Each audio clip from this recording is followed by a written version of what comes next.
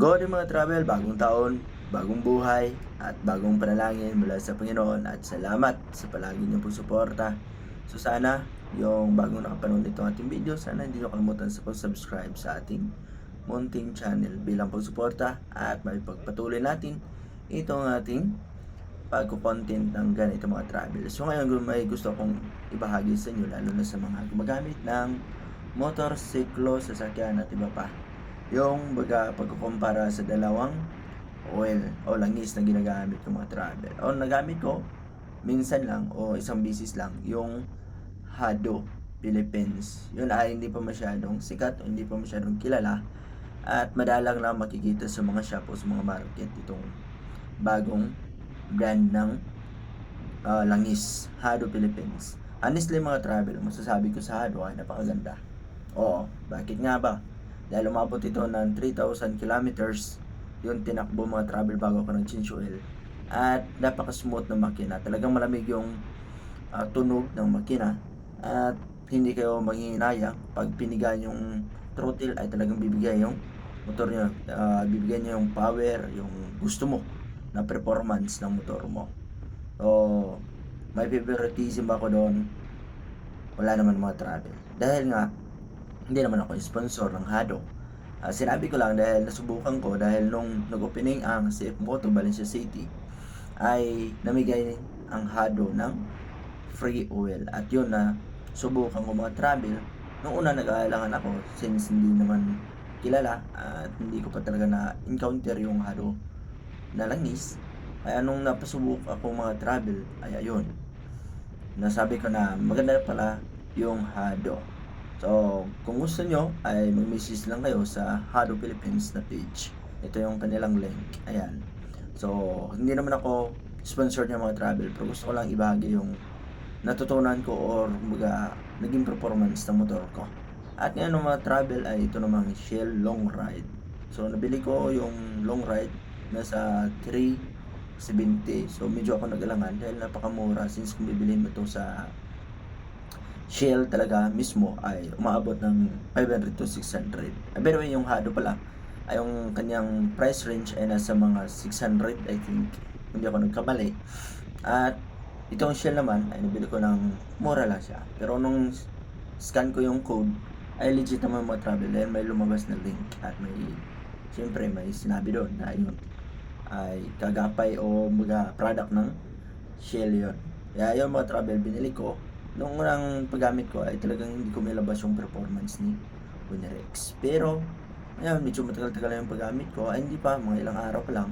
Pero naibibigay na yung performance. So, nasa inyo kung ano yung bibilihin yung mga travel. Yung Hado ay talagang may recommend ako sa inyo. At yung Shell naman ay may recommend ako din sa inyo. Pero depende sa budget nyo kung ano yung gusto nyo. Dahil yung Hado mga travel ay kadalasan ginagamit sa safe moto, mga big bike, mga travel. Yung ginagamit yung Hado. Tapos itong Shell naman ay yung ginagamit ko ay sa pang lower CC talaga. So yun ko lang kung may pang big bike ba. Pero I think meron naman yan since ang Shell ay sikat naman yan na brand, di ba? So yung mga travel kung may gusto pa kayong subukan mga oil, I think meron naman, marami naman. May iba namang brand, pero yun lang muna ang may recommend ako since ito yung ginagamit ko. By the way, may nagamit akong isa, yung Honda Premium ba doon? Yung mineral, yung 270 lang. Noong una mga travel, umabot ng 1 year. Yung talagang ginagamit ko. Pero sa katagalan, ay gusto kong hanapin yung lakas ni Winrex dahil yung Honda na mineral ay may maibibigay naman. Pero hindi ganun kaganda yung hatak mga travel. Yun lang masasabi ko. Disclaimer lang. Pero kung gusto nyo yung budget meal at sulit naman, ay yun. Pwede na yun. Kung gusto niyo ng performance naman, yung Hado at saka Shell ay may bibigay yung mga gusto niyo. Iwan ko lang yung ibang brand. Hindi pa ako nakasubok ng ibang brand na mga langis. Pero so far yun lang muna ang mababagi ko sa mga travel. Since tayo ngayon ay pauwi ng Talakad ay na ganito, napakaganda ng kanilang spalto at travel. So sabi yung bangkingan natin dito at sa mga time na ito mga travel ay Hado po yung gamit ko. Talagang sinagad ko 3,000 kilometers mga travel at hindi naman nagbago yung performance ng motor. Madaling makuha yung 130, 140 since tayo ay may kabilisin yung takbuhan natin lalo na pag pabor yung daan. Talagang hinahato ko mga travel. So kung may magtatanong din ano bang nangyayari sa ating page, bakit ang tagal natin mag-upload, ay ganito mga travel. Talaga napapagod ako mag-upload since hindi masyadong umuusad yung subscriber natin at minsan ay nag-unsubscribe yung iba. Kaya ayun, medyo nagpapaghinaan tayo ng loob. Pero salamat pa rin sa nanonood dahil malapit na natin ma-hit yung 4,000 watch hour na required ni YouTube. So, kung sana lang, para sa ganun ay may prosige pa natin to, ay dumating yung point na maabot natin yung 1,000 subscribers. Baka naman ibigay nyo sa akin yung pabor, mga travel. Dahil plano ko talaga magpalit ng camera. Pero siguro tsaka na pag nasa monetize na tayo. Ewan ko ba kung tama ba to, para akong nanghihingi ng suporta, pero yun na nga. So kung gusto niyo lang ibigay ay salamat. Pag ayaw naman ay pwede kayo manood ng aking video. Para sa ganun ay naibahag ko sa inyo yung mga munti natin pag-usapan tungkol sa mga bagay-bagay. Dahil darating yung panahon mga travel na siguro medyo tayo mag-ship ng video or mga content or mga magiging mix. May review tayo tungkol sa motor at may review naman tayo tungkol sa mga pasyalan or may mga bagay dahil since ito ay ka-travel motovlog naman, so ta-travel tayo sa ibang mga lugar at syempre yung motovlog ay may ibabahagi natin yung mga sitwasyon ng motor, di ba? So since may mga bagong motor na lalabas ngayon, so balikan nila, lalabas na yung Winner R na parang kompleto na yata yung XRM Una, Winner X, ngayon Winner R. So siguro susunod may Winner M, ganun.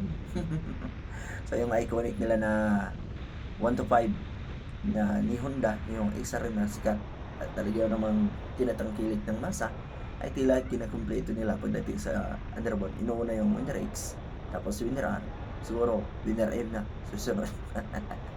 Iwan ko ba kung ano yung iniisip ni Honda. Pero yung Winner R mga travel ay ganda talaga. Maganda din. Lalo na siguro sa mga big bike concept. Pero sa mga Malaysian concept, ay medyo ako mag-aalangan. Pero yan lang. Muna ang may babagi ko sa inyo mga travel. So sana hindi nyo kalimutan sa pag-subscribe. At talagang tatapusin ko na itong video para sa ganun ay kung sakaling papadpad kayo sa daan na to, sa Talakang Bukidnon, ay ganito yung madadaanan nyo. Nung una, ay hindi ganito kadaan yung hindi ganito ka ganda yung daan. Pero ngayon, asfaltado na. Kaya mag-enjoy kayo sa bangkingan, pero doble ingat lang mga travel. Dahil may mga blind spot, baka madali kayo. Nako, ay hirap na, di ba? So, pwede mga travel. Hingin ko ulit, don't forget to subscribe my YouTube channel. Salamat sa inyong suporta. Salamat sa palagi niyong pagpanood. At sana hindi kayo magsawa. At paano? Hanggang sa muli natin mga video mga travel.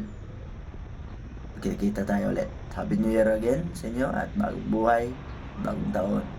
Pero hindi nang bago ang Panginoon para sa pagbigay ng biyaya sa ating lahat. So, hanggang sa muli, kita-kits na tayo mga travel at enjoy na lang kayo ng ating last portion ng ating video sa 1 minute na ito. Bye-bye.